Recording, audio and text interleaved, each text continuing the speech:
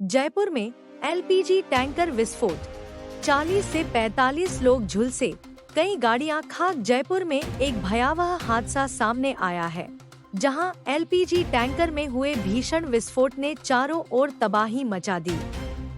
इस हादसे में करीब 40 से 45 लोग गंभीर रूप से झुलस गए। विस्फोट के कारण आसपास खड़ी कई गाड़ियां भी आग की चपेट में आकर जलकर राख हो गईं। घायलों को तुरंत स्थानीय प्रशासन द्वारा एसएमएस अस्पताल पहुंचाया गया, जहां कुछ लोगों की मौत हो गई है, जबकि कई की स्थिति अभी भी गंभीर बनी हुई है। मामले की गंभीरता को देखते हुए राजस्थान के मुख्यमंत्री भजनलाल शर्मा ने एसएमएस अस्पताल पहुंचकर घायलों का हाल जाना। आज सुबह भांखरोटा के पास हादसे में बड़ी दुर्घटना हुई है। इतनी दारुणिक और कष्टदायक कि केवल यह कहना कि ये दुखद है, ये पर्याप्त नहीं है। कुछ लोगों की मृत्यु हो चुकी है, बहुत ही दर्दनाक मृत्यु हुई है, और अनेक लोगों का बहुत ध्यान से, बहुत सुरक्षा का ध्यान रखते हुए इलाज चल रहा है।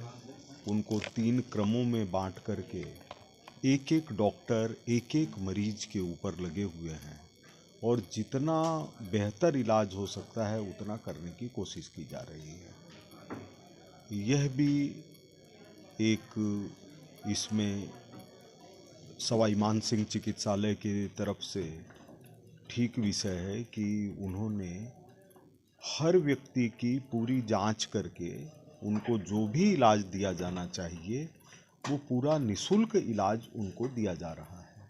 किसी को भी बाहर से कुछ भी मंगवाने की ज़रूरत नहीं है।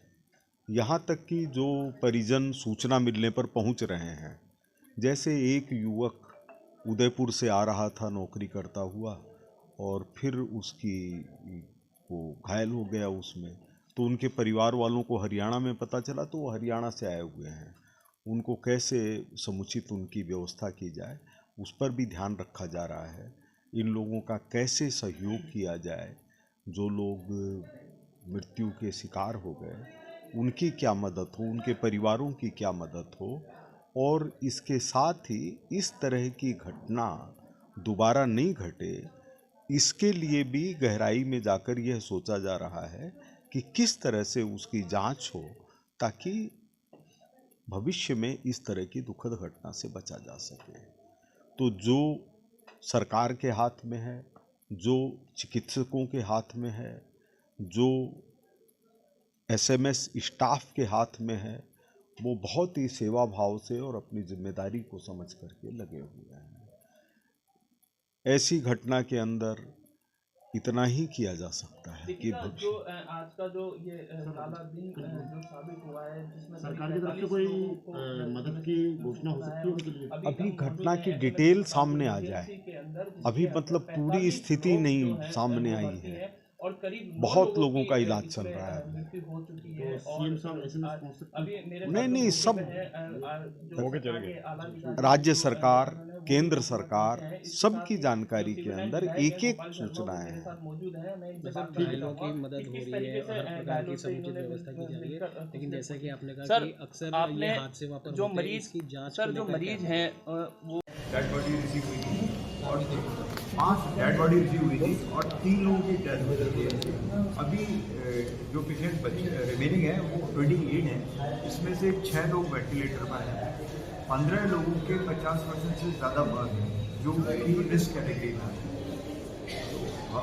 हमारी जो टीम है प्लास्टिक सर्जरी की सारे डॉक्टर और जनरल सर्जरी के सारे डॉक्टर, डॉक्टर आर के जैन है, डॉक्टर प्रभा ओम है, सब लोग देख रहे हैं। जो ज़्यादातर सिक पेशेंट अभी न्यू प्लास्टिक सर्जरी के आईसीयू में है।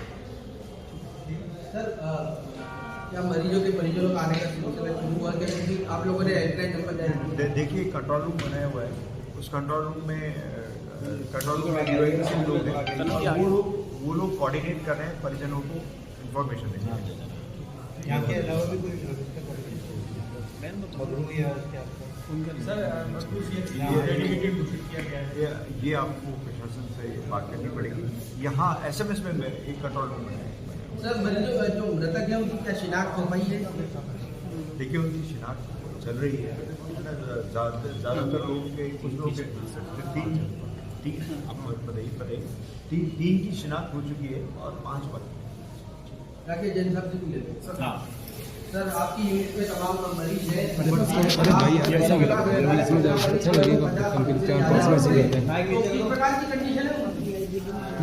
जो जैसा भी मित्र साहब ने बताया कि 15 पेशेंट हैं जो कि काफ़ी सीरियस हैं, जो 50% के ऊपर है।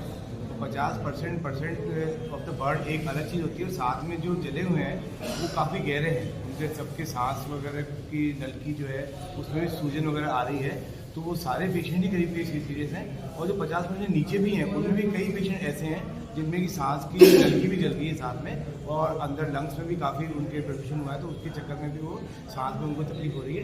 तो जो एग्जैक्टली परसेंटेज ऑफ बर्न की बात करें वो तो 15 पेशेंट जो भी 50% के ऊपर है, मतलब बाकी भी जो कम परसेंटेज वाले हैं वो भी काफ़ी सीरियस सर है। और साथ में इन ऐसे मरीजों को की रिकवरी में कितना समय अगर मान सकते हैं, क्योंकि आप लगातार ऐसे केस डील करते हैं, तो कितने डीप है सर परसेंटेज? एक्चुअली इनिशियली अपन बहुत ज़्यादा ये पता नहीं लगता कि पेशेंट कितने डीप है, कितने सोशल है। जो शुरू का अपना आकलन होता है उसके अकॉर्डिंग हम परसेंटेज ऑफ बर्न बढ़ाते हैं, जिसके अकॉर्डिंग में हम ये जो बताया कि 15 पेशेंट जो हैं वो 50% से ऊपर है, मतलब 50% से ऊपर जो है वो सारी सीरियस ही हैं, काफ़ी डीप बर्न वाले हैं, और जो कम परसेंटेज वाले हैं उनमें भी काफ़ी पार्ट उनका डीप है। तो रिकवरी कितने टाइम में होगी, क्या होगी, ये समय के साथ ही पता लगेगा, अभी कुछ भी कहना है। बर्न केस में सबसे बड़ी चिंता रहती है सेकेंडरी इन्फेक्शन, उसको लेने के सब कुछ हो क्या है? नहीं, उन्हीं को सभी पेशेंट को अपन ने इसलिए बर्न वार्ड में रखा है, बर्न वार्ड भी आइसोलेट किया हुआ है। सेकेंडरी इन्फेक्शन बाद की बात होती है, पहले इनिशियली बर्न शॉक जो है उसको मैनेज किया जा रहा है, और इनिशियल ट्रीटमेंट जो है वो फर्स्ट 48 आवर्स का शॉक का रहता है।